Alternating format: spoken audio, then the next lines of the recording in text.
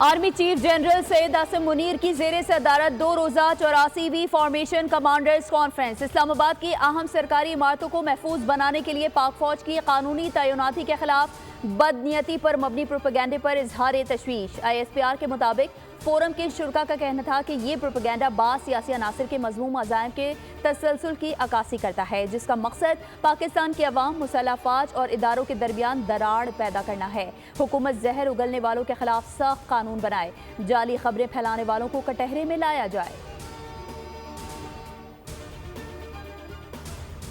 9 मई GHQ हमला case में बानी PTI पर फर्द जुर्म आयद कर दी गई। अपोजिशन लीडर उमर अयूब, शेख रशीद समेत तमाम मुल्जिमान पर भी फर्द जुर्म आयद। उमर अयूब और साबिक वज़ीर कानून पंजाब राजा बशारत को अडियाला जेल के बाहर से गिरफ्तार कर लिया गया।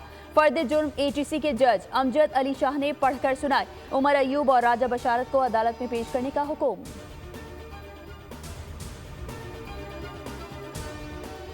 और मदारिस रजिस्ट्रेशन एक्ट की तौसीक ना होने पर मौलाना फजल रहमान के तहफ़्फ़ुज़ात दूर करने की कोशिशें।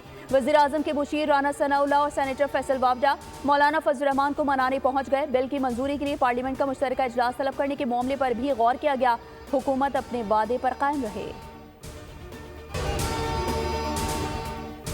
मुल्तान में दिल खराश वाक़या, शौहर ने खानदानी तनाज़े पर बीवी और 2 बच्चों को कत्ल करके खुदकुशी कर ली। शहरी मारूफ ने कार सवार बीवी बच्चों को फायरिंग का निशाना बनाया।